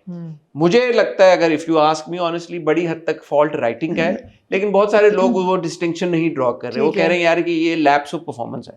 दानियाल ने एक पोस्ट तो ये लगाई, डियर डायरी। मैं एक सेकंड, राइटिंग तो हर एक पे अप्लाई होती है ना? नहीं, कुछ ट्रैक है, जैसे मेरी आपसे जब बात हो रही थी आपने कहा शीरीन और वो जो सुराब वाला ट्रैक है वो बड़ा जबरदस्त है। जो सरबुलंद वाला ट्रैक है, अब अगर आप दानियाल की एक्टिंग की बात करें, लेकिन दानियाल तो सरबुलंद ढूंढ क्यों नहीं रहा रबिया को? हाँ वो है, ये एक्टिंग में तो नहीं आता। एक्टिंग में तो नहीं आता ना, वो तो एक्टिंग में नहीं, वो तो राइटिंग में आता है कि यार पुलिस क्यों नहीं इन्वॉल्व कर रहा, इन्वेस्टिगेट क्यों नहीं कर रहा। दानियाल ने लिखा, dear diary, operation cry mog unsuccessful, from single control tier man to weeping like a baby, performative masculinity aura minus 2000, though vulnerable masculinity aura plus 1999, current balance -1. Grief is the one unexplainable suffering that affects each person differently. Some grieve in silence, some in denial, some in numbness, some in emptiness, some with tears and some without. People are stupid to wish for their own version of grief to be imposed onto the others. Side note, considering becoming an actor, but only loud acting here is considered acting. They want you to act and not be. Being in real life is much more subtle than we realize. Glycerine has ruined people's perception of real life Glycerine has ruined people's perception of real tears and breakdowns. Can grounded, nuanced approach make a breakthrough? I have grown up with haters since grade school. Kindly try harder. Jazakallah.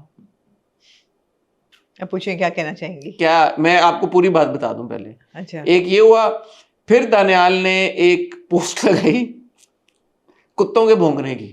Okay. Instagram story पे उन्होंने वो share की, ये मैं आपको दिखाना चाहूंगा। ये उन्होंने शेयर किया और नीचे आपने देखा होगा एक पिल उन्होंने बनाई है जी, गोली जी। उन्होंने ये किया एक बंदे ने कमेंट किया, क्या मतलब है, टेक अ चिल पिल?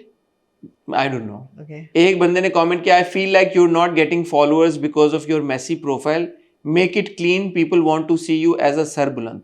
तो दानियाल ने लिखा, kindly shut up and unfollow me. JZK means Jazakallah, right? JZK Jazakallah and heart, purple heart. फिर उन्होंने एक इंस्टाग्राम पे स्टोरी लगाई, Okay, who's that? इतनी दूर से नजर नहीं आ रहा। Understand something, you have a choice, blue pill और the red pill. Okay. Blue pill पे लिखा, रेड पिल का उन्होंने एक लंबा सा नोट लिखा, you keep obsessing over a celebrity that does not know or care about your existence. You let the insecurities of your own life be projected upon others in the form of hate. Failing to recognize your projection is a reflection of your own deep-rooted insecurities. Meanwhile, your favorite celebrity and the one you hate are partying together, laughing at this.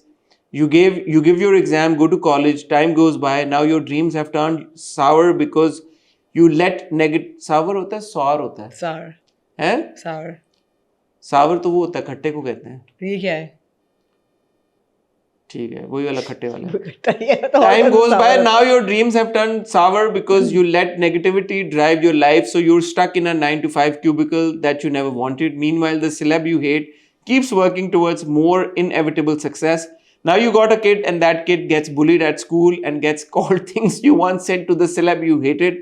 Now it sinks in. There's no inherent difference between you and the bully bullying your kid. Your whole life has been spent in invisible toxicity, and your inability to be self-aware and rise from all of this has cost you quality of life. And guess what? That celebrity you hated continued to gain millions of fans and is now peaking. They're smiling, you're miserable, now you hate the world even more. ये red pill है और blue pill है, shut up, wake up. पहली line की थी कि you're writing about a celebrity who doesn't care. It doesn't look like he doesn't care, buddy. When you don't care, you behave like Danish Taimur. You just don't respond. Danish Taimur responded. And he cared about that, right? But to his did he respond to the drama No. criticism? Yeah. This he responded to a personal post. नहीं, ये तो बहुत ज्यादा response करते When you respond, it means you care. So Danish, of course, cared about the football post, and he responded. This is a very big indication of caring about what people think. And it's not a very elegant response, I have to say. It's not a very elegant response. Tell me something, as a person who does this professionally, reviews drama, and you are a critic as well, obviously, well known around the world. How would you rate Danial's performance as Sarbuland? I like it. I like Danial's performance as Sarbuland. I wouldn't say it's outstanding, but I think that the character that has been sketched as Sarbuland, he fits that profile very well. It's like a urban/hybrid. ये तो performance में ना आया ना, ये तो boy. No, but he fits that profile very well. Profile fits profile, but what about his पहली चीज तो expression? प्रोफाइल फिट है ना, पहली चीज है कि प्रोफाइल वो फिट करता है उसके लिए, दूसरी चीज है परफॉर्मेंस भी उसकी बिलीवेबल है. I wouldn't say outstanding है because at times it doesn't move me, but it's a believable performance. It's a good performance. It's a good performance. It's a good performance. It's not an outstanding performance, but it's a good performance. हाँ, performance outstanding होती भी नहीं है. तो मुझे कोई उसमें एतराज दानियाल की परफॉर्मेंस पे नहीं है, उससे ज्यादा मुझे परफॉर्मेंस उनकी इस परफॉर्मेंस पे एतराज है. अच्छा, ये जो दानियाल ने पोस्ट शोज लगाई हैं ना, स्टोरियां लगाई हैं, हाँ, मुझे इससे पहले तक दानियाल की परफॉर्मेंस को इतना मैंने उस तरह से स्क्रूटनी के साथ देखा भी नहीं था. हाँ.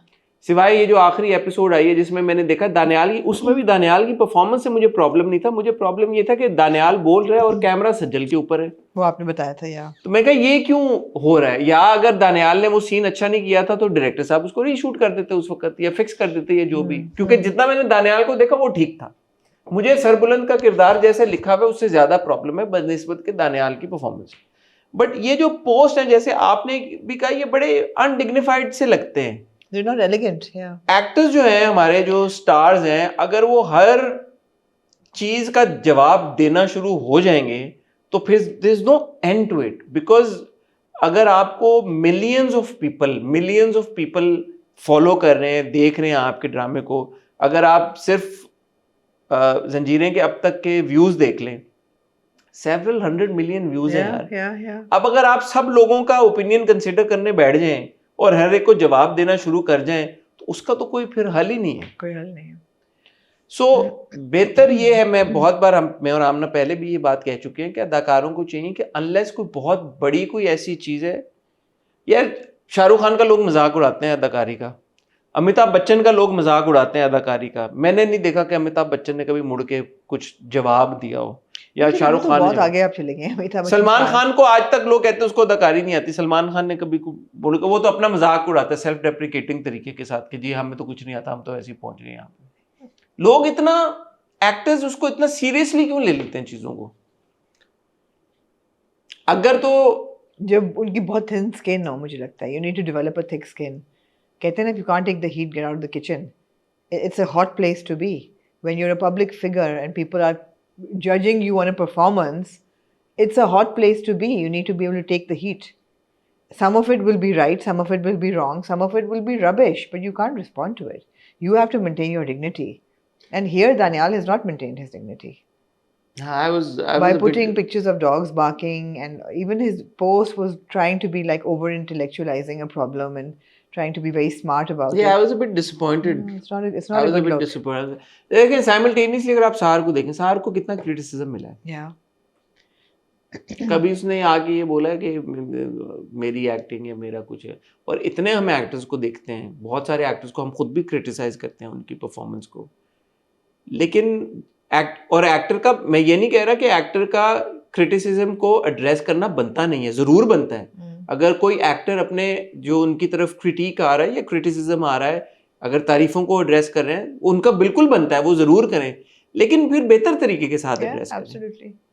आप इंटरव्यू में बैठ जाएंगे, चले इंटरव्यू में नहीं बैठना, लेकिन अगर आपने स्टोरी पे करना है, अपने उस पे करना है, आप खुद एक वीडियो लगा दें, आप खुद एक रिटन स्टोरी को लगा दें। तो यार क्यों लगाएं? ड्रामा अंडरवे है, ड्रामा चल रहा है। नहीं, अगर उनको अगर मैं किसी से राइट तो नहीं छीनता ना, अगर लोग उनके बारे में बात करें तो उनके पास भी राइट है। राइट ना छीने, लेकिन एक चीज गलत और एक बुरी तो है ना। अभी वो दानियाल जफर नहीं है, अभी वो सर बुलंद है लोगों के लिए।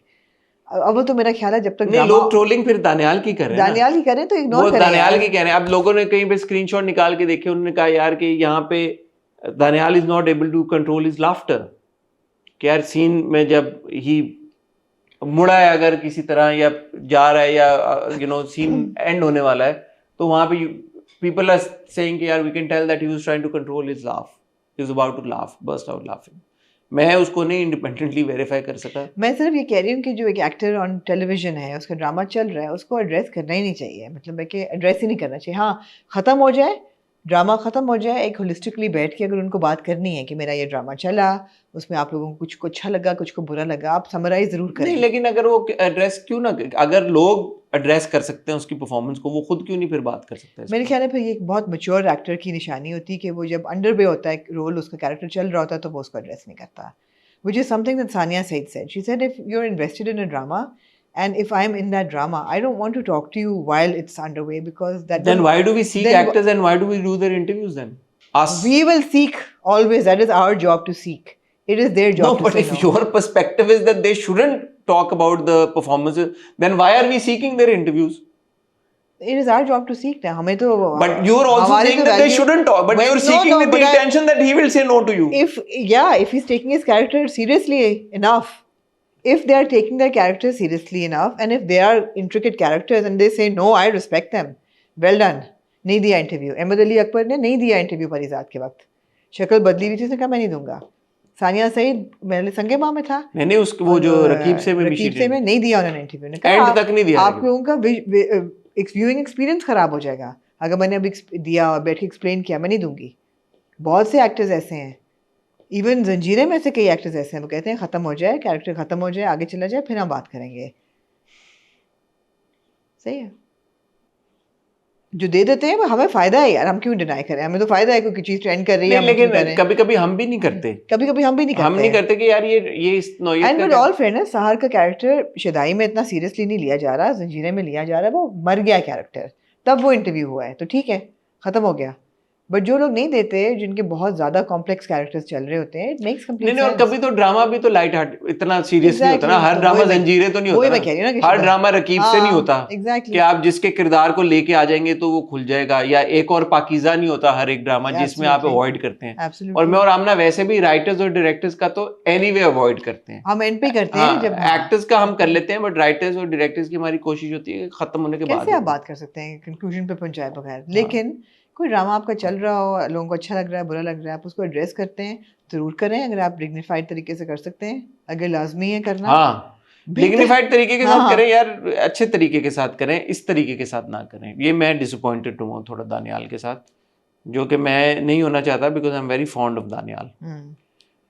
लो जी, ये जहाँ पे सीनों की सारी बात हो रही है, तो नादिया खान साहिबा काफ़ी अरसे से उनकी कोई सुर्खी नहीं आ रही थी, तो उनकी एक वीडियो अभी बड़ी चल रही है हर वो तरफ, भी जंजीरें रिलेटेड, वो भी जंजीरें रिलेटेड। वो सज्जल का दौड़ने का मजाक उड़ा रही है और वो कह कोई रही है, है कोई है कोई है, कोई है। और उन्होंने कहा कि वो ऐसे कोई है, सज्जल ने बोला कि जैसे वो किसी दरिया के किनारे बैठी हुई है और वो गा रही है कि कोई है जो आए मेरे दिल को लुभाए, इस तरह का। तो बेसिकली उनका प्रॉब्लम ये था कि ये इस तरह की सिचुएशन में अगर आपके पीछे बंदे पड़े हुए हैं तो आप बोलोगे बचाओ या हेल्प मी, या आप ये नहीं बोलोगे कोई है। तो ये उन्होंने जब बोला और उन्होंने बड़ा एक ऑड सी मिमिक्री की सज्जल की, तो उस पर फिर साइमा अकरम चौधरी साहिबा का कमेंट आया। उन्होंने लिखा, इस खातून को किसी साइकाट्रिस्ट की अशद ज़रूरत है। मेरा एक दिल से लिखा हुआ स्क्रिप्ट इन्होंने अपनी इंतहाई फजूल एक्टिंग से पूरा बर्बाद कर दिया था। अब ये बैठकर दूसरों की एक्टिंग को जज करती हैं। वो जिद्दा ड्रामा जो उनका आया था ईद पे शायद, हाँ। अब ये बैठकर दूसरों की एक्टिंग को जज करती हैं, बल्कि तनकीद नहीं तज़हीक करती हैं। यूं समझें बंदर के हाथ में माचिस आई हुई है। और इसका जवाब नादिया खान साहिबा ने दिया, Saima Akram Chaudhry told me to see a psychiatrist, so I did, diagnosed with a severe case of truth syndrome, aka practicing free speech and calling out bad writing. There is no cure for my honesty, but there is a prevention for you. Write better scripts and fix your production errors.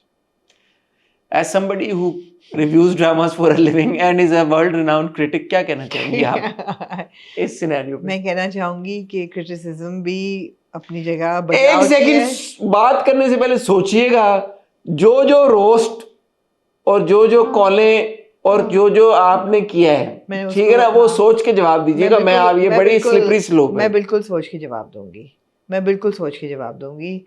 मेरे ख्याल है कि किसी भी criticism में और critic में अगर रिस्पेक्ट को आप लूज कर दें ना, तो वो होता है जो ये हुआ है। There is a intense lack of respect by Nadia Khan and by Saima Akram Chaudhry, दोनों की तरफ से I see an extreme lack of respect which is a problem, and I see that problem prevailing in our industry more and more. हम जरूर roast करते हैं, humour जो है ना, humour when done the right way, हाँ बहुत कर, और करते रहेंगे, हम बहुत करते बुरा रोस्ट करते हैं। मेरा नहीं ख्याल हमने कभी भी रिस्पेक्ट की लाइन क्रॉस की है रोस्टिंग में, नहीं किया। हमें फोन आते हैं यार, ये तो डिपेंड करता है, आप बता दें कब कहाँ ये तो कोई अब नहीं, मैं सिर्फ ये बात कर रहा हूँ आमना कि हो सकता है कि मैंने और आपने कभी किसी एक्टर के बारे में कोई बात की हो जो उनको डिसरिस्पेक्टफुल लगा हो, शायद में हमारी नियत ना हो, बिल्कुल, लेकिन हमने इस नियत से नहीं किया। अब हम नादिया खान की नियत को कैसे गेज करें? नहीं, लेकिन रिस्पेक्ट की बाउंड्री क्रॉस हो गई ना उस रिव्यू के साथ।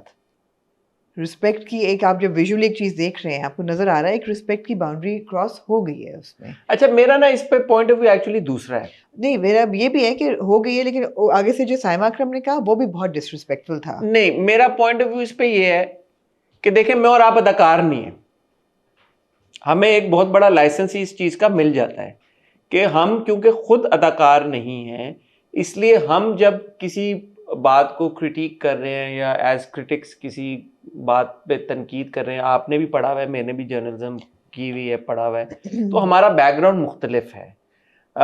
अदाकार जब बैठ के दूसरे अदाकारों को, और ये बात पहले आप काफ़ी बार कर चुकी हैं कि ये एक बहुत सारे अदाकारों में, हालांकि जाती तौर पर अगर आप मुझसे पूछें, मुझे लगता नहीं कॉन्फ्लिक्ट है, लेकिन बहुत सारे लोगों के लिए ये कॉन्फ्लिक्ट है। मुझे लगता है, आपको भी लगता है कि कॉन्फ्लिक्ट है। तो जब नादिया खान साहिबा बैठ के किसी पे तनकीद करेंगी, चाहे रोस्ट हो, चाहे फनी वे में करें, चाहे जिस भी तरह से करें, तो फिर ये तो होगा फिंगर पॉइंटिंग कि यार अच्छा आपने फिर क्या किया। कितनी दफा आपने कहा है कि सुनिया की चुभी। हाँ, तो वो तो फिर होगा कि यार अच्छा आपकी फिर अदाकारी कैसी है। कल को हसन और आमना एक्टिंग करें और बुरी एक्टिंग करें तो ऑब्वियसली लोग बोलेंगे यार कि आप किस मुंह से बात कर रहे हैं। अगर हम रोस्ट करेंगे हमें भी ये बातें सुननी पड़ेंगी, तो फिर ये तो सुनना पड़ेगा। या तो अगर आपकी अदाकारी ऐसी हो कि जिसको यूनिवर्सली लोग इतना मानते हो, मतलब अगर आप एक लेजेंडरी एक्टर हो, अगर सानिया सिद्दीकी बैठ के तनकीद करती है ना किसी पे, हाँ। यार मैं सुन, लेकिन सानिया सिद्दीकी कभी कभी ऐसे नहीं तनकीद करेंगी नहीं ना, करेगी। यही तो बात, हम कभी नहीं करेंगी ऐसे।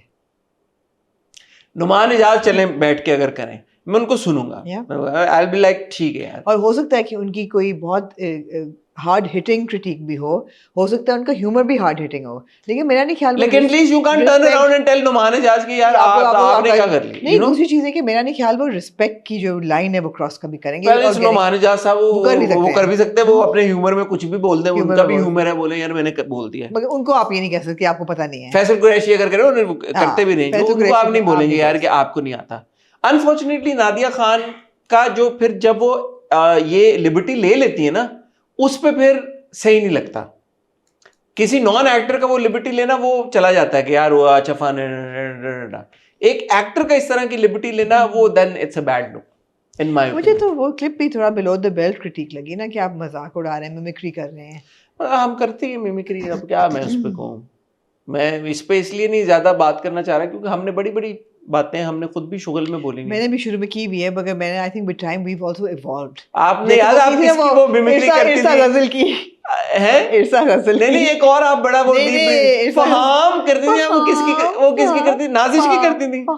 हाँ, नाजिश जहांगीर की। आप वो तो ठीक है, मैं उस पे नहीं कहता या उस मिमिक्री में भी मुझे लगता है मैंने लाइन नहीं कभी क्रॉस की। यार उन्होंने भी क्या कहा है। हाँ, अच्छा बाय द वे उनका जो क्रिटिक है उस पे मुझे ये है, क्रिटिक इज द राइट। अच्छा Hassan, we know, no people still call critics critics. Anyway, जिन्होंने कहा कि उसने कहा लड़की ने कि कोई है, इसमें क्या गलत है? मुझे तो that's one of my favourite scenes. मैं तो उस पे पूरी वो आप तो कर चुकी हैं, लेकिन मैंने ये आवाज उठाई थी कि वो कैसे पहुंच गई आवाज, वो फेयर है। लेकिन कोई है से क्या प्रॉब्लम है? कोई है, हाउ इज बचाओ और हेल्प मी और सेव मी और व्हाटएवर डिफरेंट देन कोई है? रिस्पेक्ट, आई थिंक रिस्पेक्ट की लाइन नहीं क्रॉस करनी चाहिए, specially with your peers. That's a thing, peers के साथ नहीं करनी चाहिए। बाकी लोग कर भी रहे हैं तो आपको अपने पीयर्स के साथ नहीं करनी चाहिए, which is where the conflict whole thing comes in. But I feel that both of them were very disrespectful, not just one person. Do you think Saima Akram should have also? Of course यार, ये कहना थोड़ी चाहिए था कि आप shown restraint. इनको psychiatrist को इनको चाहिए कि दिखाएं।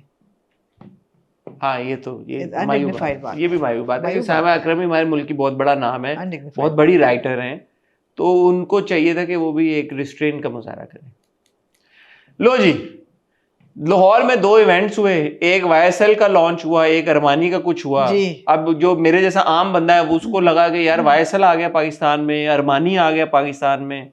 YSL पे बहुत सारे सेलिब्रिटीज और भी थे, लेकिन हानी आमिर जहाँ जाएं तो फिर वो बाकी सबको ओवरशैडो कर जाती हैं, तो उनके लुक को लेके बड़े एतराज़ात हुए। आई थिंक सबसे पहले किरण मलिक ने कोई पोस्ट लगाई, उन्होंने कहा कि fashion was stayed at home, something along those lines, के जो भी लोग आए, because YSL is a big brand when it comes to fashion, very fashion forward, global giant, तो ऑब्वियसली एक एक्सपेक्टेशन थी कि जी YSL का इवेंट होगा तो बड़ा कोई फैशन सेंट्रिक फैशनेबल होगा। उस पे बात हुई, और फिर अगले 1-2 दिन बाद अरमानी का वो इवेंट था जिसमें Hamza with his much and Sajal were there, और उसकी भी बड़ी बात हुई। तो अब पहले तो ये बताएं कि आप फैशन से आपका ताल्लुक है, आप फैशन क्रिटिक भी हैं पाकिस्तान की सबसे बड़ी, वर्ल्ड रिनाउंड। तो वर्ल्ड रिनाउंड, तो अभी ये क्या YSL अरमानी आ गए हैं, क्या है और क्या ये है? मैंने अपनी छोटी सी दुनिया में छोटी सी इन्वेस्टिगेशन करने की कोशिश की। मेरा नहीं ख्याल कि YSL और Armani as brands have launched in Pakistan, because that would have been much bigger. It would have been, those launches would have been much bigger. They would have launched in a bigger way, and most importantly, दूसरी बात YSL खरीद कौन रहा है यार? exactly. दूसरी बात है कि it would have been on their platforms had they opened in Pakistan. So I don't think YSL and Armani have opened in Pakistan. However, ऐसा possible है, और जो मुझे एक दो sources से भी पता चला है कि they are ऑफिशियल डिस्ट्रीब्यूशन शुरू हो गई है. Okay, that's which is also good great. enough. हाँ, ऑफिशियल डिस्ट्रीब्यूशन शुरू हो गई. पहले तो ये होता था ना कि जी छोटी छोटी दुकानें थी, तो वो खेपिया टाइप लोग होते थे जो ले आते थे, यहाँ से बेच रहे होते थे, आपको ब्रांडेड चीज़ें मिल जाती थी. ये अपेरेंटली ऑफिशियल डिस्ट्रीब्यूशन है जो कि YSL की हो रही है और अरमानी ब्यूटी की हो रही है. उसका लॉन्च था लाहौर में. YSL की किन चीजों की हो रही है ये? क्लोथिंग की क्लोथिंग की हो रही है? अपेरेंटली. और Perfumes अरमानी की हो रही ब्यूटी है, है, cosmetics? सभी होगा मेरे ख्याल है. Okay. मैंने जहाँ तक सुना क्लोथिंग है, लेकिन ब्यूटी भी है, और अरमानी ब्यूटी है. Armani's only. अरमानीज ब्यूटी. एंड जहाँ तक मैंने सुना, क्योंकि लोगों ने ये कहा कि जी उनके अपने प्लेटफॉर्म पे दोनों ब्रांड्स ने मेंशन नहीं किया वो लाहौर में खुलना, लेकिन टैग हुए हुए हैं, वो मेंशन हुए हुए हैं लोगों की पोस्ट पे. तो फिर हमें ये बताया गया कि वो 1-2 दिन के बाद आपको उनके भी पेजेस पे नजर क्या आ आप जाएगा. अगर हाँ कि ऑफिशियल डिस्ट्रीब्यूटर आ जाता है, आपको पता चल जाता है कि भाई आ यहाँ जाता पे है. या ठीक है. ये तो उनकी डायनामिक उनकी आपने बता दी, शुक्रिया आपका. अब हानिया की लुक पे बड़ी बात हुई यार. जी. आप एज अ फैशन क्रिटिक क्या कहना जी. चाहेंगे हानिया की लुक के बारे बड़ी में? इंटरेस्टिंग है आपका सवाल है. मेरा सवाल हाँ. मैंने तो बड़ा सिंपल सवाल नहीं, पूछा आपसे. इसलिए इंटरेस्टिंग है कि अगर मैं चाहूंगी कि आप हानिया की लुक को और सज्जल की लुक को साथ साथ रखें. मैं रख लेता हूँ. और मैं comparison आप of यहाँ पे course- चला देना भाई हानिया मैं की of लुक और course, सज्जल के साथ साथ ये- आमना के नीचे दोनों की फोटो मैं चला who देना. wore it better या वो कंपैरिजन बिल्कुल नहीं कर रही, मगर इसका कंपैरिजन इसलिए बनता है कि जो हानिया ने पहना हुआ था, she was head to toe in YSL. जूते भी उनके YSL के थे, वो जो स्कर्ट थी वो भी YSL की थी, ब्लाउज उनका मुझे नहीं पता, लेकिन शायद वो भी हेड टू टो YSL था. It was a terrible look. It was really badly styled. Really badly styled. Many celebrities have worn that skirt. It's a beautiful skirt. There needs to be a color break in that outfit. It's summer, it's Lahore. Why are you head to toe in a black bodysuit with that skirt? जिस international celebrity ने पहना है वो colour break किया है उस skirt के साथ. वो तो फिर स्टॉकिंग्स के बगैर पहना ना फिर. नहीं स्टॉकिंग के साथ पहना है. आप स्टॉकिंग भले ब्लैक पहन रहे हैं, स्कर्ट के कलर्स हैं भाई, वो स्कर्ट कई कलर्स में आती है. अच्छा, काले के अलावा वो आप फूशिया पिंक में पहन लेते हैं, या आप ऑरेंज में पहन लेते हैं, या वाइट में पहन लेते हैं. स्कर्ट को कलर ब्रेक स्टॉकिंग्स कैसे पहनती फिर उसके साथ? पहनी में है ना तो स्टॉकिंग काली, तो इसीलिए काला पहना ना. तो फिर ब्लाउज का कलर चेंज कर देते हैं, ब्लाउज को और पहन लेती हैं साथ. The blouse was very bad, and all the color blocking was too much. It was too much black. लेकिन it was Hania Amir. है? It was Hania Amir. Yeah. Okay. So you're saying the look wasn't that great, but it was Hania Amir, as in Hania doesn't wear. No, but it was an original Hania Amir look. I mean, it was her. It was her. Which is that a good thing or a bad thing? That's a great thing. यार आप क्यों confuse कर रही नहीं, मैंने confuse सारा नहीं. दिमाग को. It's a great thing. It's a great thing. Okay, so कभी-कभी sense of style आपका गलत हो जाता है. Here it went wrong, but it's her. It's quintessentially Hania Amir saying, I don't give a damn what you guys think about me. मेरी टांगें भी आपको नजर आ रही हैं. मैंने हाई हील्स बड़े जबरदस्त जूते बहुत अच्छे थे पहने हुए हैं. ये मेरी ब्लाउज है, ये मेरे बाल है, मेरे स्लिप बैक किए हैं, मैं ही हूँ ये. मैंने कोई एक्सटेंशन नहीं लगाई हुई. यही मेरी शक्ल है. Love it or leave it. And she's cool with that. She's a cool girl. And you appreciate that. I appreciate that. I appreciate that originality. In comparison, आप सज्जल की look देखें. She was wearing Mohsin Tabassali, Mo by Mohsin. Beautiful outfit. Beautiful constructed outfit. Also all black. Bodice भी था, cover भी था, उनकी glasses भी लगी हुई थी. I didn't feel like it was Sajal. So the look was great. The look was beautiful. But it wasn't Sajjal. It wasn't Sajal. Why do you say that? Because I see Sajjal more as a traditionalist when it comes to dressing. यार अब Armani की launch पे छलवार भी यार Armani ने आपको पता है बहुत साउथ एशियन इंस्पायर्ड कलेक्शन भी बनाई हुई है. मुझे तो क्या पता होगा. मुझे कहाँ से पता होगा. आप ये सवाल कैसे सबने पूछे? बनाई हुई है. अरमानी में बनाई हुई है, YSL ने भी बनाई हुई है, Chanel ने भी बनाई हुई है, सबने बनाई हुई है. There is a lot of clothing that can be also, which is like very Asian inspired. ऐसी So बात नहीं है. are you saying Sajjal wasn't able to pull off a Western look, or is It better didn't feel suited? like it had originality or authenticity. It was not an authentic Sajal Ali look. You know, glasses वो नहीं लगाती है, लगाई नहीं थी. It was like a look that somebody had put together for her. It was a great look. So what's wrong with that? What's wrong in I mean, experimenting when with we look at celebrities and the way they dress, there has to be originality, and that is what is most appreciated. When a Jennifer Lopez goes onto a red carpet, you know the way she's going to dress, and you appreciate her for that. Or when a Zendaya goes on a red carpet, she has a very, very avant-garde way of dressing. आपको पता है वो कैसे कपड़े पहनती है. नहीं तो ये तो I'm understanding what you're saying, but फिर ये इस एम्बिट में नहीं आ जाता कि ये तो बड़ा प्रिडिक्टेबल है यार. नहीं तो predictable. आप जब आप फैशन फॉरवर्ड होने की बात करते हैं तो फिर उसमें एक चीज ये नहीं होती कि you've got to push the envelope. You push the envelope within your realm, within your ethos. You don't push the envelope beyond that. It doesn't seem original then. It doesn't seem real. It seems fake then. Not that it was that fake, but I had a problem with the glasses. Why? You know? It was like, you know, you're trying to put together a look that... और हमजा का फिर कैसे लिखे आप? Hamza, I think he's in character. हाँ, but मुझ के अलावा सही है. वो तो क्लासिक सूट था, उसमें क्या था? अच्छा लग रहा था. हाँ, हमजा बहुत अच्छा लगा था. मुझे क्लासिक सूट सजल लग बहुत अच्छी रही थी. मुझे ये था कि I wish there had been a little more, you know, traditional Sajal, because that's what her sense of style is. It's a bit traditional. You know, it's not that sharp, demure, black look with the hair and the glasses. That's not Sajal. अच्छा And Sajal, why didn't either of them wear white? I mean, Armani is known for his whites. Why couldn't it have been a white look? उनको brief नहीं मिला हो शायद. सजल ने एक story भी लगाई. और मोहसिन की इतनी खूबसूरत white collection भी थी अभी. So they could have picked something white. सजल ने एक स्टोरी भी लगाई. हाँ. I am proud of every woman who represents Pakistan, whether it's through her work, her art, her voice, or simply the grace with which she carries herself. Each one is contributing in her own way. We all shine differently, and that's what makes us stronger. Let's celebrate one another heart. She didn't tag Hania, but a lot of people felt कि ये हानिया के बारे में बात हो रही थी क्योंकि हानिया के लुक को बहुत लोगों ने डायसेक्ट किया और बहुत बुरे अल्फाज इस्तेमाल किए. कुछ लोगों ने बहुत बुरे अल्फाज. वो तो खैर नहीं करने चाहिए ना, वो तो बेकार चीज़ है. लेकिन फैशन क्रिटिक की जहाँ बात है, वहाँ पे आप